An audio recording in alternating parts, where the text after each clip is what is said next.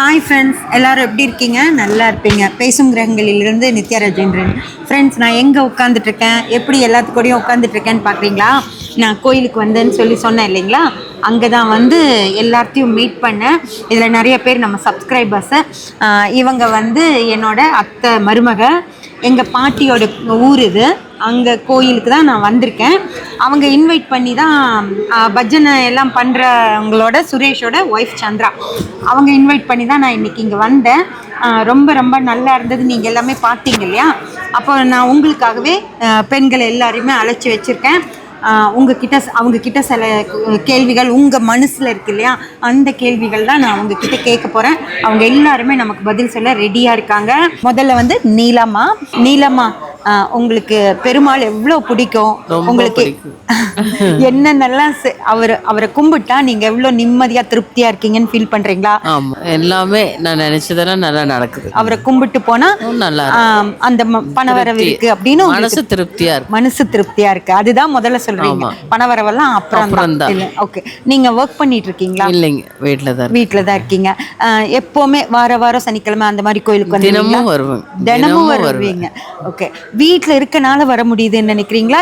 ஏதாவது ஜாபுக்கெல்லாம் போயிருந்தா வர முடியாது. வீட்டில் இருந்தங்காட்டிக்கு வந்துட்டு இருக்கீங்க.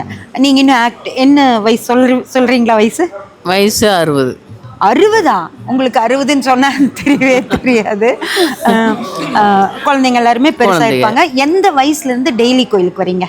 10 வருஷமாவே வந்துட்டு ஓரளவுக்கு நீங்க ஃப்ரீயா தெரிஞ்சிருந்து ஓரளவுக்கு நான் போவேன்.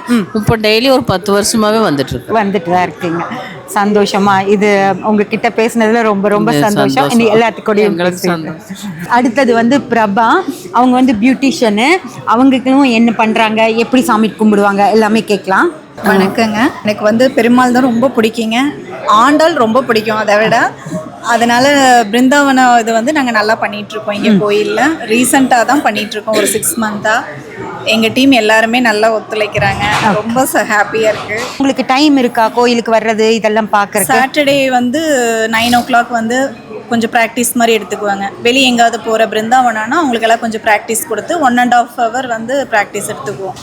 Dance practice? ஆமாங்க, பிருந்தாவன ப்ராக்டிஸ் மட்டும் இல்லை. இப்போ நீங்கள் பியூட்டிஷியனாக இருக்கீங்க, உங்களுக்கு வந்து டைம் கோயிலுக்காக வந்து சனிக்கிழமை கொஞ்சம் ஸ்பெண்ட் பண்ணுவோம். மிச்ச வீக் டேஸில் உங்களுக்கு டைம் வர முடியாதுங்க. மற்றவங்களாலையும் மேக்ஸிமம் வர மாட்டாங்க, எல்லாரும் ஒர்க்குக்கு போகிறனால வர முடியாது. இப்போ என்ன டைமு?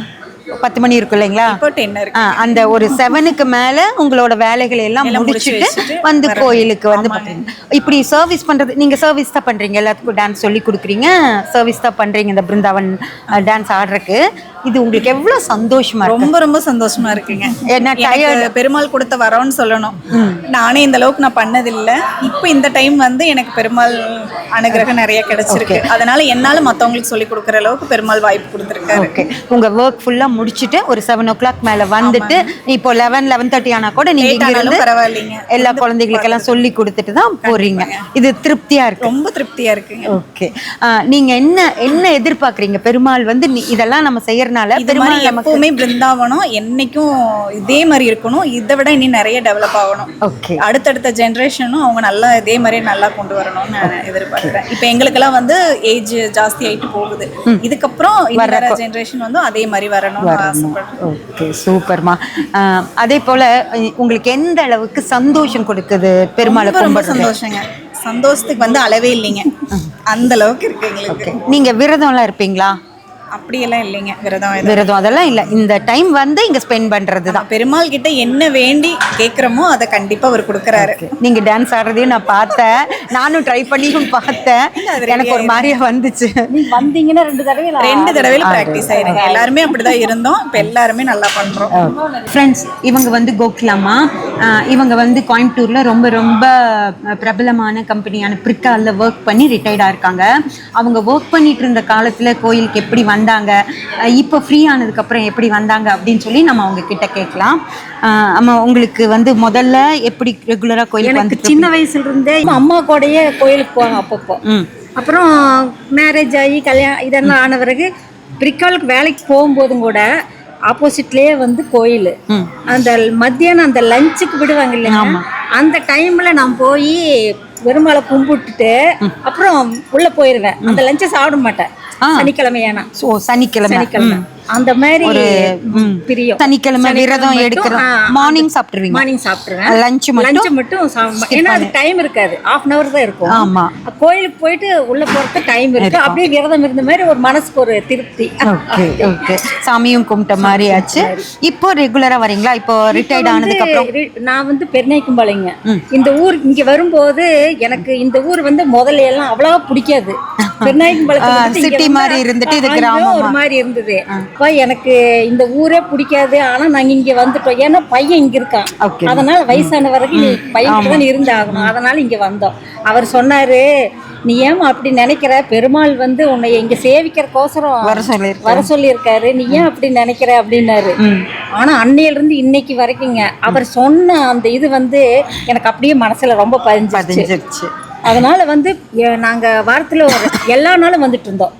திவ்ய பிரபந்தம் படிப்போம். நாங்க ஒரு 6 பேர் 7 பேர் வந்து ரெகுலரா வந்துட்டு இருந்தோம். இப்போ வந்து கொஞ்ச நாளாக இந்த கொஞ்சம் வயசை கொஞ்சம் அவங்களுக்கு கொஞ்சம் பிரச்சனை இருக்கிறதுனால புதன்கிழமை சனிக்கிழமை 2 நாளும் வந்து சேவிச்சு போவோம். பெருமாள் அப்படின்னா நம்மளுக்கு வந்து பணம் கொடுத்தா தான் பெருமாள் அப்படின்னுலாம் கிடையாது. குறையொன்றும் இல்லை. நம்மளுக்கு வந்து எந்த குறையும் இல்லாம இருக்குது இல்லைங்க, அதே வந்து ரொம்ப சந்தோஷம். அதுதான் வர்றீங்க.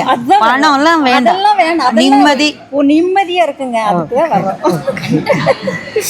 சூப்பர்மா, ரொம்ப சூப்பரா சொன்னீங்க. கோகிலாமா சொன்னது கேட்டீங்கல்ல, பணம் வேண்டாமா, நிம்மதி இருந்தா போதுமா, அதுக்காக தான் வர்றாங்க. அவங்களுக்கு கண்டிப்பா அது கிடைக்கும், நம்மளுக்கும் அது கிடைக்கும். ஃப்ரெண்ட்ஸ், அங்க இருக்கவங்க வந்து விஜயலட்சுமி பாட்டி, அவங்களுக்கு 75 years ஆகுது.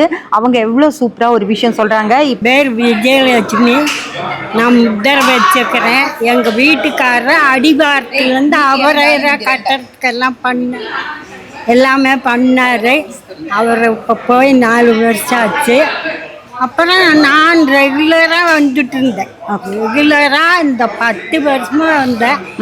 இந்த வருஷம்தான் வர முடியல. ஓகே, தேங்க்யூ பாட்டி. ஃப்ரெண்ட்ஸ், அடுத்து வந்து நம்ம சந்திரா கூட பேச போகிறோம். அவங்க ஜாபுக்கு போயிட்டுருக்காங்க. எனக்கு தெரியும் அவங்களுக்கு 2 பெண் குழந்தைங்க. எப்படி வந்து ஆன்மீக விஷயங்களையும் மெயின்டைன் பண்ணிவிட்டு ஜாபுக்கும் போயிட்டு வீட்டையும் குழந்தைகளையும் எப்படி மெயின்டைன் பண்ணுறாங்க, விரதமெல்லாம் இருக்காங்களா அப்படின்னு சொல்லி ரேவதிக்கிட்டையும் சந்திராக்கிட்டையும் கேட்கலாம். அவங்க 2 பேருமே ஒர்க்கிங் உமன்ஸ். எப்படி மெயின்டைன் பண்ண முடியுது வீட்டை? ஜாபுக்கும் போயிட்டு கோயிலுக்கும் வந்துடுறீங்க, 2 பெண் குழந்தைங்களையும் அழகாக வளர்த்தி வச்சுருக்கீங்க. இதெல்லாமே பண்ணிவிட்டு விரதம்லாம் இருக்கீங்களா? விரதம்லாம் இருக்க முடியுதா? திருவோணத்துக்கு நாங்கள் விரதம் இருப்போம். ஒவ்வொரு திருவோணத்துக்கு ஃபுல் டே எதுவும் ஃபுல் டேனா எதுவுமே எந்த நேரமும் சாப்பிட்றது இல்லை. சாயந்தரம் கோயில் வந்து பூஜைலாம் முடிஞ்சதுக்கப்புறம் தான் நாங்கள் நைட் சாப்பிடுவீங்க. எப்படி கோயிலுக்கு வரோம் அப்படின்னா, நம்ம எப்படி வர்றோமோ அதை பார்த்து நம்ம பிள்ளைங்களும் வருவாங்க. ஆமாம். சனிக்கிழமை நாங்கள் கிளம்புனா பின்னாடியே அவங்க குழந்தைங்களும் கிளம்பி வந்துடுவாங்க. அந்த இது கோயிலுக்கு வர்ற பழக்க வழக்கங்கள் குழந்தைங்களுக்கு வரணுங்கிறக்கோசம் தான் நாங்களும் மெயினாக வந்துடுறோம். ஓகே, இப்போ நம்ம கோயிலுக்கு வர்றோம், என்ன எதிர்பார்ப்பு இருக்குது உங்களுக்கு கடவுள்கிட்ட? எங்களுக்கு எதிர்பார்ப்புன்னு ஒன்றும் இல்லை. இப்படியே நான் என்ன சொல்கிறது, மனசுக்கு ரொம்ப அதாவது வேலை டென்ஷன் அதெல்லாம் இல்லை. ஒரு எல்லாத்தையும் மறந்து கோயிலேருந்து ஒரு நிம்மதியாக ஒரு பிருந்தாவனம் ஆடுறோம். பிருந்தாவனம் ஆடுறதை பார்க்குறோம். எந்த ஒரு மைண்டு இது இல்லாமல் ரிலாக்ஸாக இருக்கிறோம். ஓகே, ஒரு மனசுக்கு ஒரு நிம்மதியாக, அந்த ட்ரெஸ் எல்லாம் போயிடுது. ஓகே, பிரபாவும் இதே தான் சொன்னாங்க. தேங்க்யூ சந்திரா. ரேவதி, உங்ககிட்ட இதே கொஸ்டின் தான். எல்லாருக்கும் வணக்கங்க. எங்கள் ஸ்தலம் வந்து சின்னமேட்டுப்பாளையம் சரவணம்பட்டி பக்கத்தில் எங்கள் ஸ்தலம் அமைஞ்சிருக்கு. இந்த கோயில் பேர் வந்து பூமி நில சமேத பெருமாள் சன்னதி. இது எல்லார் கோயில் மாதிரி வந்து எங்கள் கோயில் அமையலைங்க. இது வந்து எப்படி அமைஞ்சது அப்படின்னா, பெரியோர்கள் கும்பிட்டுட்ட போனதை அவங்க பசங்களும் பேரங்களும் சேர்ந்து நிறைவேற்றினது தான் எங்களுடைய பெருமாள் சன்னதி. எந்த வருஷம் கட்டினாங்க? எங்களது வந்து 2000 கட்டினாங்க. எங்கள் கோயில் கட்டுறதுக்கு வந்து கொஞ்சம் நஞ்சம் கஷ்டமெல்லாம் படலிங்க.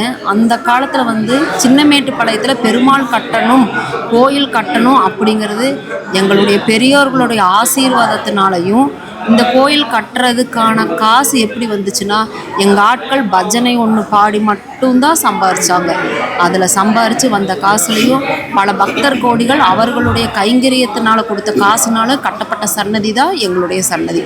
அது மட்டும் இல்லைங்க, இந்த கோயில் கட்டி முடிச்சோன்னா எல்லாரும் வேண்டி முடிச்சு எங்கள் கோயிலிருந்து திருப்பதிக்கு எங்கள் பக்தர்கள் எல்லாரும் நடந்தே போய் திருவேங்கடநாதன் பெருமாளுக்கு எல்லாருக்கும் நன்றி தெரிவிச்சுட்டு வந்துட்டு தான் எங்கள் கோயிலை நாங்கள் கும்பிட்டோம். திருப்பதிக்கு நடந்தே போனீங்க? திருப்பதிக்கு நடந்தே போனாங்க எங்கள் ஆளுங்க எல்லாரும். பஜனை கோஷ்டியின் சார்பாக, சின்னமேட்டுப்பாளையம் பஜனை கோஷ்டி சார்பாக எல்லாரும் நடந்தே போனாங்க.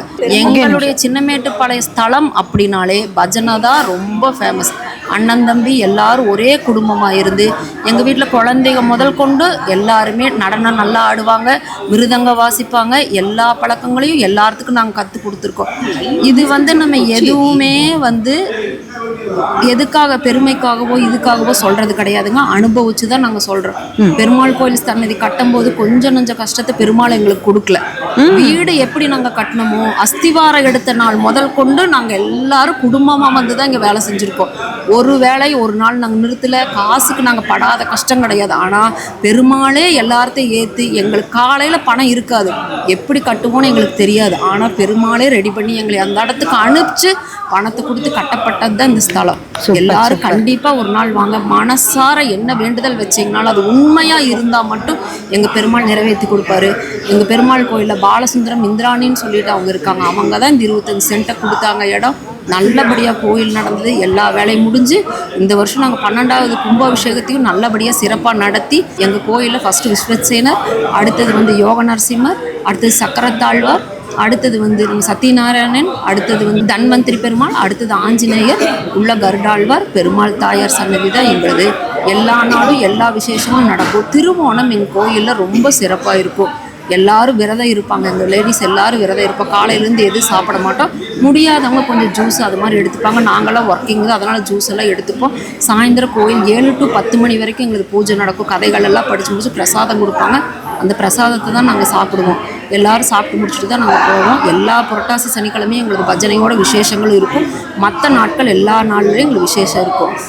இது வந்து பெருமாள் அப்படிங்கிறது வந்து என்னை பொறுத்தளவுக்கு எனக்கு ஒரு தாய் வீடு. என் ஹஸ்பண்ட் வீடு தான் எனக்கு வந்து புகுந்த வீடு. ஏன்னா எனக்கு எல்லா கஷ்டத்தையும் தீர்த்து கொடுத்தது என்னுடைய திருவேங்கடநாதன் மட்டும்தான். திருப்பி திருப்பி சொல்கிறாங்க, இது அனுபவிச்சிங்கன்னா மட்டும்தான் கிடைக்குமோ தவிர அடுத்தவங்க சொல்கிறனால உங்களுக்கு வந்து கிடைக்கவே கிடைக்காது. அதனால் யார் யாருக்கு வாய்ப்பு கிடைக்குதோ கண்டிப்பாக ஒரு நாள் எல்லோரும் எங்கள் சன்னதிக்கு வாங்க. எல்லோரும் அவங்கவுங்க கோரிக்கைகளை வச்சுட்டு சந்தோஷமாக இருங்க. நம்ம பிரபா சொன்ன மாதிரி பிருந்தாவனம் அப்படிங்கிறது வந்து இனி வர ஜென்ரேஷனுக்கு வந்து நம்ம எல்லா குழந்தைகளுக்கும் கொடுக்கணும். முதல் வந்து குழந்தைகளை எந்த கெட்ட செயலில் ஈடுபடுத்தாமல் நல்ல செயலில் ஈடுபடுத்துறது தான் பஜனைகளோட நோக்கமோ தவிர இனி வர சுச்சுவேஷனில் வந்து குழந்தைங்க எப்படி மாறுவாங்கன்னு தெரியாது. ரேவதி சூப்பராக இந்த ஸ்தல வரலாறு பற்றி சொன்னாங்க. சும்மா 2000 தான் கட்டினதுனாலும் அவங்க எவ்வளோ சிரமப்பட்டு கட்டியிருக்காங்க அப்படிங்கிற விஷயத்தையும் நம்மக்கிட்ட சொன்னாங்க. அடுத்தது ரம்யா அவங்க கிட்ட கேட்போம். அவங்களுக்கும் நிறைய விஷயங்கள் தெரிஞ்சிருந்தது. அவங்க என்ன சொல்கிறாங்கன்னு சொல்லி பார்க்கலாம். ஃப்ரெண்ட்ஸ், கேட்டதெல்லாம் பெருமாள் கொடுப்பாரு அப்படின்னு சொல்லி சொன்னால் நீங்கள் நல்லா யோசிச்சுக்கோங்க. பணம், செல்வம் அந்த விஷயங்கள் யாருமே சொல்ல, நிம்மதி, சந்தோஷம், எங்கள் கஷ்டங்களை தீர்த்து வச்சார் அப்படின்னு தான் சொன்னாங்க. ரம்யா என்ன சொல்கிறாங்கன்னு கேட்கலாம். எல்லாருக்கும் வணக்கங்க. இந்த கோயிலுக்கு வந்து பார்த்திங்கன்னா நான் கடைசியாக 1 வருஷமாக தான் வந்துட்டுருக்கேன். இந்த கோயில் வந்து பார்த்திங்கன்னா நம்மளுக்கு வந்து ஒரு சில கோயிலில் மட்டும்தான் நம்ம போய் நம்ம கஷ்டத்தை வாய் விட்டு சொல்ல முடியும். எல்லா கோயிலுமே வந்து வராது. இப்போ ஒன்று குலதெய்வம் கோயில்கிட்ட போனீங்கன்னா உங்கள் குலதெய்வம் கிட்ட நீங்கள் வந்து உங்கள் கஷ்டத்தை எல்லாமே சொல்லலாம். அது விட்டிங்கன்னா அடுத்தது பெருமாள். அது இந்த பெருமாள் இருந்தால் கிடையாது. எந்த பெருமாளாக இருந்தாலும் அவரை பார்த்தாலே நம்ம கஷ்டங்களை சொல்லணும்னு தோணும். உங்களுக்கு வந்து அவர் எந்த கஷ்டத்தோடு நீங்கள் வந்துட்டு போனீங்கன்னாலும் இங்கே வந்ததுக்கப்புறம் வந்து பார்த்திங்கன்னா திரும்பி போகும்போது அந்த கஷ்டமெல்லாம் போன மாதிரி இருக்கும். மெயினாக வந்து எனக்கு வந்து வரும்போது எவ்வளோ சங்கடங்கள் எதா இருந்தாலும் வந்தாலும் இங்கே வந்து பெருமாளை பார்த்துட்டு போனாலே எனக்கு அந்த சங்கடம் போயிடும். இப்போ நீங்கள் இவங்க இந்த பஜனை கோஷ்டி வந்து கோயிலுக்கு அவங்க பஜனை பண்ணிட்டு வர பணம்லாம் கோயிலுக்கு தான் கொடுக்குறாங்க, கோயில் வளர்ச்சிக்கு தான் கொடுக்குறாங்கன்னு சொன்னாங்க. இப்போ அவங்க எங்கெங்கெல்லாம் போவாங்க? வெளியூர்லேருந்தெல்லாம் கூப்பிட்டாலும் போவாங்க. எங்களுக்கு அழைப்பு வர அதாவது அழைப்பு வந்து சும்மா வராது. பெருமாள் வந்து நம்ம அந்த இடத்துக்கு போகணும்னு முடிவு பண்ணிட்டா கண்டிப்பாக அழைப்பு வரும், கண்டிப்பாக போகும். ஓகே, அப்போ நீங்கள் சொல்லுங்க, எங்கேருந்து கூப்பிட்டாலும் எங்கள் பஜனை கோஷ்டி கண்டிப்பாக நீங்கள் பஜனை பண்ணணும்னு நினச்சிங்கன்னா அதாவது சின்னமேட்டுப்பாளையம் பஜனை கோஷ்டி வந்து இன்னைக்கு நேற்று கிடையாது. நான் சின்ன குழந்தையா இருக்கும்போது இருந்தே, ஏன்னா எனக்கு ரிலேட்டிவ்ஸ் எல்லாமே எங்கே இருக்காங்க, நான் சின்ன குழந்தையா இருக்கும்போது இருந்தே சின்னமேட்டுப்பாளையம் பஜனை கோஷ்டி ரொம்ப ஃபேமஸ். ஓகே, பூஜை எல்லாத்துக்குமே போவாங்க. அப்போ இருந்தே ரொம்ப ஃபேமஸான பஜனை. ஸோ நீங்கள் உங்களுக்கு பஜனை கோயிலாக இருந்தாலும் சரி, வீடாக இருந்தாலும் சரி, உங்களுக்கு கல்யாணமாக இருந்தாலும் சரி, கண்டிப்பாக கூப்பிடுங்க. நாங்கள் பிருந்தாவன கோஷியோட வந்து உங்களுக்கு சிறப்பாக பண்ணி கொடுக்குறோம். ஃப்ரெண்ட்ஸ், அடுத்து நம்ம வந்து வனஜாமா கூட பேச போகிறோம்.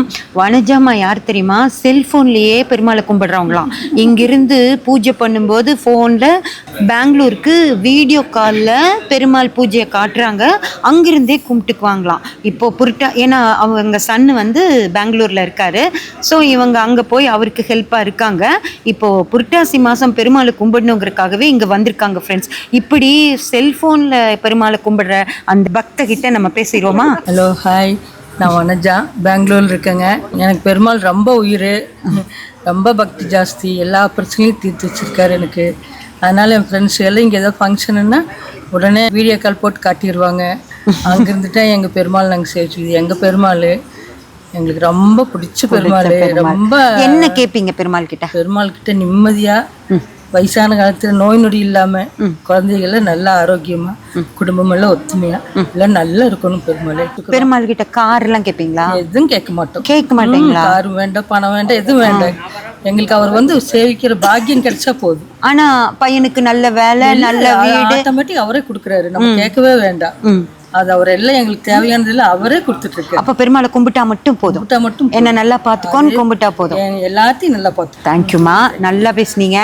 நல்லா ஜாலியாக போய் அங்கே இருந்துட்டு ஃபோன்லேயே கும்பிடுங்க அவரை. ரேவதி, பெருமாளுக்கு என்ன செய்யணும்னு நினைப்பீங்க? அதாவது பூ வாங்கிட்டு போகணும், விளக்கு போடணும், அந்த மாதிரி நிறைய விஷயங்கள் இருக்குல்ல. கடவுளை இப்படி தான் கும்பிடணும், காலையில் பிரம்ம முகூர்த்தத்துலேயே எழுந்திரிச்சு கும்பிடணும் அப்படியெல்லாம் சொல்கிறாங்கல்ல. அப்படியெல்லாம் கும்பிட்டா தான் பெருமாள் வரம் தருவாரா? எதுவுமே கொண்டு போக வேண்டாம். நாங்கள் தான் சொல்கிறோமே, நீங்கள் ஆத்மார்த்தமாக கடவுளை கும்பிட்டா மட்டும் போதும். பணங்காசை நீங்கள் எதுவுமே நீங்கள் கொண்டு போக வேண்டாம். நான் சொல்ல வர்றது என்னென்னா, ஒன்று உங்களுக்கு நடக்கணும் அப்படின்னீங்கன்னா நீங்கள் போய் பெருமாள் கிட்ட சும்மா கையை வீசிட்டு கையை ரெண்டே கொண்டு போய் வச்சு சாமியை மட்டும் நீங்கள் கும்பிடுங்க. மனசார கும்பிட்டு வந்தீங்கன்னா அவரே உங்களுக்கு நடத்தி கொடுப்பார். மாதம் ஒரு ஆள் எங்கள் கோயிலுக்கு தேவையான அரிசி மாதத்துக்கு ஒருத்தர் வாங்கி கொடுத்துட்றாங்க, தேங்காய் ஒருத்தர் எல்லாமே வாங்கி கொடுத்துட்றாங்க. பிரசாதம் செய்யறதுக்கு இது எல்லாமே பக்தர்கள் கும்பிட்டு அவங்களுடைய காரியங்கள் நிறைவேறினதுனால வருஷத்துக்கு நாங்கள் இது வாங்கி கொடுக்குறோன்னு சொல்லி அவங்களா கைங்கரியமாக பண்ணக்கூடியது தான் இது. காசு காசு காசு காசுன்னு காசை வச்சு யாராலையும் ஒன்றுமே பண்ணவே முடியாது. நாங்கள் வந்து எங்கள் ஊர் சின்னமேட்டுப்பாளையத்தை பொறுத்த வரைக்கும் பக்தி மார்க்கமாக மட்டும்தான் போகிறாங்க. ஃப்ரெண்ட்ஸ், இங்கே இருக்கவங்கெல்லாம் எல்லாரும் வெறும் நிம்மதி தான் கேட்குறாங்களாம் பெருமாள் கிட்ட. யாருக்குமே காசு வேணாமா, பணம் வேணாமா, நிம்மதியை மட்டும் கொடுன்னு சொல்லி தான் கேட்குறாங்க. கரெக்டா? எல்லாத்துக்குமே கொடுத்துருக்காரு, இன்னும் கொடுப்பாருன்னு நம்புறாங்க. அவர் செய்ய வேண்டியது அவர் கரெக்டா செய்வார். கேட்கவே வேண்டியது அவரை கும்பிட்டா மட்டும் போதுங்கிறது தான் இங்க இருக்கிற பெண்களோட இது. உங்களுக்கு இதை சொல்லணும் அப்படிங்கறதுக்காக தான் ஃப்ரெண்ட்ஸ் நான் இவங்களை எல்லாருமே பேச வச்சேன். எல்லாரும் சந்தோஷமா உங்களுக்காகவே எல்லாரும் பேசியிருக்காங்க. எல்லாரும் தேங்க்ஸ் சொல்லிக்கோங்க. எல்லாரும் வாங்கி நல்லா கும்பிட்டு போங்க. சப்ஸ்கிரைப் பண்ணி பெல் பட்டன் ப்ரெஸ் பண்ணி வச்சுக்கோங்க. அப்போதான் நான் போடுற எல்லா பதிவும் உங்களுக்கு கிடைக்கும். லைக் பண்ணி, ஷேர் பண்ணி, கமெண்ட் பண்ணிங்கன்னா எனக்கு சப்போர்ட்டிவாக இருக்கும். Thank you friends.